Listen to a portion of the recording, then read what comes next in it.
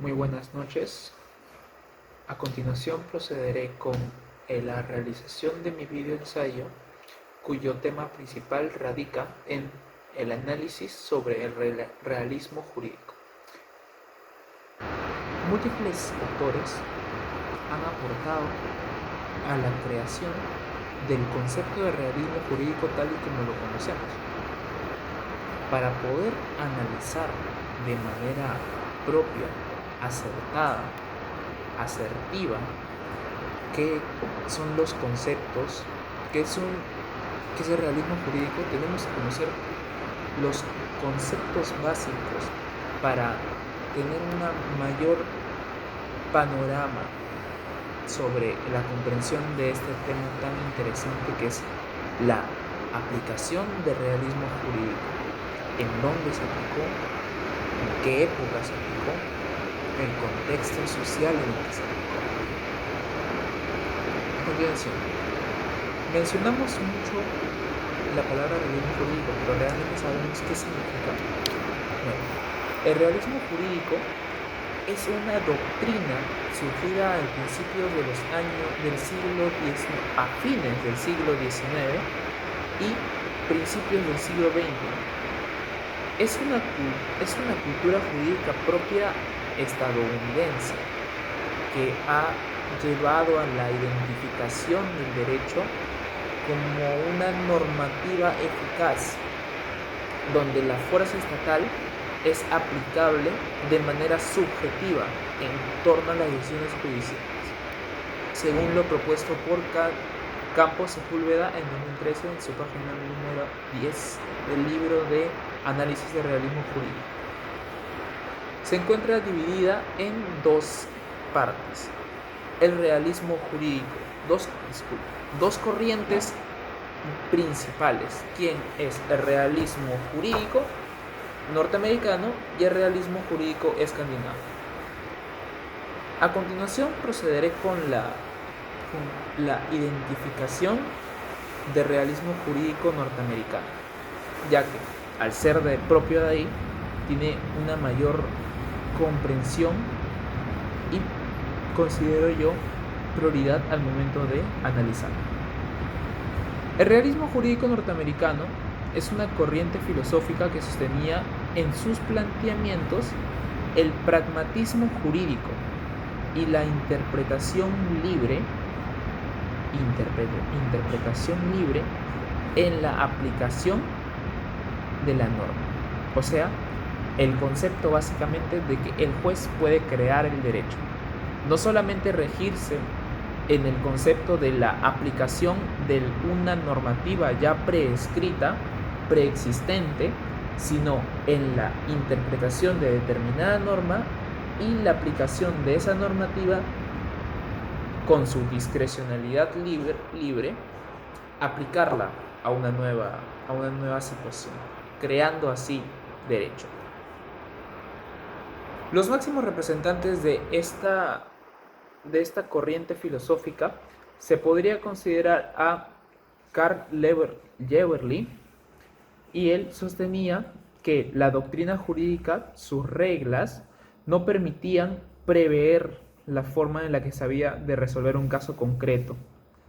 Al no haber una doctrina jurídica establecida, se necesitaba la creación de la libre interpretación de una norma, dando así al poder difuso que tienen los jueces en los estados anglosajones, por ejemplo Estados Unidos, en la aplicación de una norma.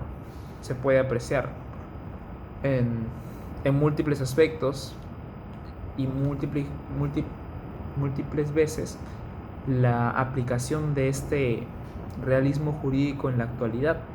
En la mayoría de casos que actualmente podemos analizar en las cortes estadounidenses, aplica mucho la interpretación que le puede dar un juez a la normativa ya preexistente, creando así un nuevo derecho. Se planteaba que el derecho se actualiza con la situación de un litigio. O sea, cada caso era excepcional. Cada caso era un mundo aparte. No se tenía que preestablecerse normativas, sino se tenía que analizar cada caso de manera individual y seguir sus determinados parámetros del juez, la interpretación del juez. Otro representante del realismo jurídico norteamericano es Holmes. Holmes proponía que el formalismo y la rigidez del derecho debían de adaptarse a las nuevas condiciones de la sociedad. Eso indicando que el derecho no es solamente un conjunto de reglas lógicas o teóricas desarrolladas por la ley, sino también que ese conjunto de normas son variables en torno a la sociedad que va variando, dándole una visión más antropocéntrica al derecho, no solamente estableciendo la rigidez de una norma en determinada época, sino también analizando el contexto en el que se desarrolla la norma. Se puede ir avanzando y puede ir perfeccionándose, puede ir mejorando, adaptándose a las necesidades del contiempo en el que se desarrolla, se encuentra. Considero yo que esos dos autores es quien más influencia ha aportado al realismo jurídico norteamericano. A continuación procederé con la evaluación con el análisis del realismo jurídico escandinavo. El realismo jurídico escandinavo es una corriente filosófica cuyo propósito es el brindar un aporte humanitario a la concepción clásica que se le da al derecho, no con esa rigidez que previamente otras teorías establecían, sino darle una visión más social, más aplicable en temas sociales. Por ejemplo, cuando una persona, una madre, como el doctor lo sostuvo en clase, una madre desea denunciar a un individuo, el realismo jurídico escandinavo propone la igualdad entre esas personas, no solamente igualdad jurídica, sino también una igualdad social, igualdad en las que ambas personas puedan adquirir un buen abogado para poder llevar un juicio por alimentos, o se pueda evitar algún tipo de acto de mala fe por parte de ambos en intentar corromper, en búsqueda de mayores privilegios para la resolución del caso, sin apegarse a la normativa. Considerando a Adolf Ross, quien fue quien más aportó a la a la teoría del realismo jurídico. A continuación pasaré con unas críticas y aportes del realismo jurídico, pues considero muy importante y relevante considerar cuáles fueron las partes en las que fue criticado el realismo jurídico y cuál fue la parte en la que se considera aportes relevantes a la teoría del derecho en general. Según Gabriela Recalde, autora del artículo Repensando la Jus Historia, aporte del realismo jurídico a la discusión, el realismo jurídico ha fomentado la introducción interdisciplinaria en el estudio del derecho.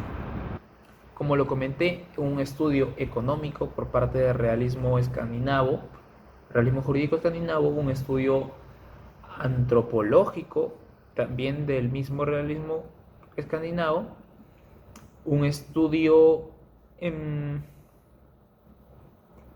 podría considerarse político en torno al realismo jurídico norteamericano, debido a la discrecionalidad que se da para actuar a los jueces para la creación de un derecho, considerando que es el legislador quien se encarga, que en teoría se debería encargar de generar derecho, no el juez, que el juez es el aplicador del derecho. Pero bueno, a teorías hay fluctuaciones. Nos ha brindado un enfoque, como lo comenté, antropológico en la visión jurídica, genera una reflexión crítica sobre las posiciones ya preestablecidas anteriormente para la época, dando una revolución muy interesante, muy innovadora en materia de nuevas teorías sobre la creación del derecho. Continuamos. Algunas de las críticas propuestas podría ser que algunos autores fundamentan sus críticas basándose en el hecho de la libertad para la interpretación del derecho como una medida que, si bien es aplicable, pues deja mucho que desear en los parámetros de la corrupción, ya que si no es regulada de manera apropiada, los jueces tendrían libertad para actuar en manera de arbitrariedad, incluso chocando con la Constitución. Tendrían un aspecto normativo mucho más contencioso, más malicioso, dejando sin necesidad de la explicación o argumentación para su decisión un accionar más pulcro, no regulado en cuanto al ejercicio del derecho. Continuación, analizaré el siguiente punto, que es la vigencia y relevancia del realismo jurídico en la actualidad. Según José María Codes, de Cercamiento al realismo jurídico contemporáneo, sus fundamentos en relación con la leyenda del gran inquisidor, en la actualidad el realismo jurídico aportó una visión de un derecho de manera justa, ha mantenido una relevancia y una vigencia en la que se ha interpretado no solamente como un conjunto de normas que deben ser aplicadas e independientemente de lo que pase, sino se analiza la situación de las comunidades, de las sociedades, para poder interpretar un derecho mucho más inclusivo, un derecho que fomente la unidad como nación, no solamente el conjunto de normas que aplican y ya está, se acabó. Pero no, ahora es mucho más antropocentrista, viendo más por el interés de la comunidad, por el bienestar del ser humano en general. Otorga una perspectiva humanitaria a las relaciones jurídicas, como ya lo mencioné anteriormente, y sostiene que se opone al método lógico formal establecido en la rigidez de la norma, en el establecimiento de la rigidez de la norma, que la norma no debe ser tan rígida, sino debe ser aplicable a la interpretación del juez.